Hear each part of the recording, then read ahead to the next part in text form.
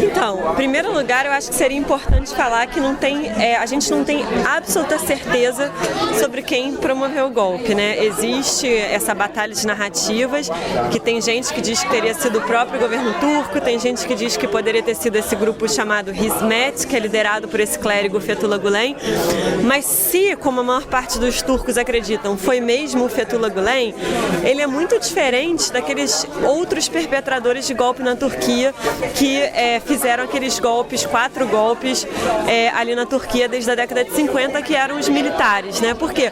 Porque esses militares que promoveram o golpe anteriormente, eles eram seculares, né? Eles tinham essa visão da Turquia como um país secular, mas ligado à Europa, aos Estados Unidos, ao Ocidente em geral, né? Já esse movimento Hizmet, ele propõe ou ele promove uma versão que eles chamam de moderada do Islã, né? Eles são muçulmanos, eles, por exemplo, têm universidades, escolas, jornais, canais de televisão em vários lugares do mundo, que eles promovem essa visão do Islã, que eles dizem que ajudaria a promover a paz, porque promove esses laços entre culturas, etc. e tal. Então é um grupo bem diferente, porque ele vem dessa origem muçulmana. Então, se foi de fato o Hizmet, é muito diferente dos outros perpetradores de golpe na Turquia.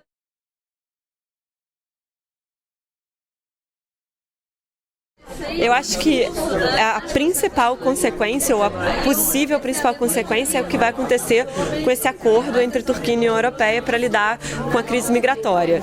Porque esse acordo prevê que a Turquia recebe de volta migrantes que chegaram a atravessar o Egeu, que chegaram ao território europeu, em troca de dinheiro para acomodar esses refugiados e migrantes e em troca da liberalização de vistos, né, para que turcos possam ir para a União Europeia sem necessidade de vistos. O principal medo da União Europeia é justamente o que vai acontecer com esse acordo, porque a Turquia já não está mais patrulhando o seu litoral com o mesmo fervor como estava patrulhando antes, porque muitas daquelas pessoas foram presas, acusadas de pertencer ao movimento Hizmet. Os policiais turcos que trabalhavam ali na Grécia também voltaram para a Turquia depois do golpe.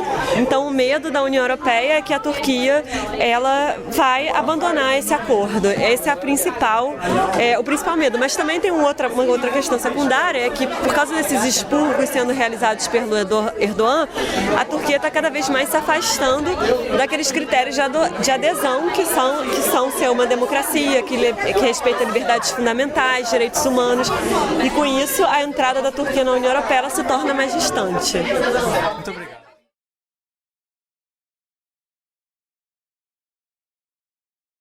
Por um lado, quer dizer, como eu falei aqui, né, uma batalha de narrativas, né, enfim, eram 3 narrativas, 3 hipóteses, né, que seriam os kemalistas. Esse já está claro que não foram kemalistas totais, né, uma outra narrativa de que era, uma outra narrativa que é o Hizmet, que está por trás, e uma outra narrativa que seria False Flag, né, a narrativa de que teria sido o grupo Hizmet ligado ao imam Fethullah Gülen, que está, né, preponderante, o AKP, que é o partido do poder, né, enfim, endossa isso e usa isso, né, esse discurso, mas é importante dizer que teve uma adesão de grupos que são contrários, muito críticos ao Erdogan, ao AKP, como o DRP, que é o Partido Republicano, o MHP, o Partido Nacionalista, mesmo o HDP, que é o Partido Curdo, né, enfim, dos curdos e de minorias, demonstrou, né, enfim, estendeu as mãos para o governo no sentido de que não queriam golpe militar, que não queriam o Hizmet chegando ao poder, se é que era ele por trás daquela forma, mas demandando que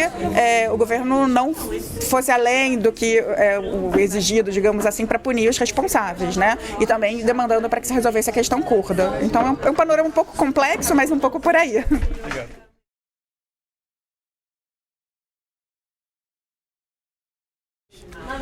Então, a maior minoria étnica da Turquia são os curdos, né? O golpe diretamente a eles, não, enfim, a questão curda não foi resolvida. como a Paula Sandrin na palestra dela falou um pouquinho aqui, né? Você tem uma questão de militares que tinham um papel importante na luta contra os curdos, ou na questão dos refugiados que estão sendo expurgados, então isso tem o impacto, mas em grande medida a questão curda é muito séria, tem uma luta do PKK contra o governo e vice-versa, você tem, enfim, não processo de paz, então a questão curda é de fato a mais importante. Você tem uma minoria como os alevis, né? Os alevis são pouco conhecidos aqui, eles seriam xiitas, xamanistas, digamos assim, eles têm um ressentimento muito grande em relação ao governo, a retórica do governo é muito sunita, muito anti-alevi, eles têm uma peculiaridade de oração, de misturar homem com mulher, a terceira ponte que foi construída em Istambul é para homenagear um sultão que eles alegam que massacraram eles no passado, então a lida dos alevis com o governo é anterior ao golpe, na realidade. Eu acho que a questão das minorias, né, é anterior e na realidade o que acontece é que o Erdogan está aproveitando esse expurgo para perseguir outros contrário a ele, então essas minorias acabam sofrendo por aí, né?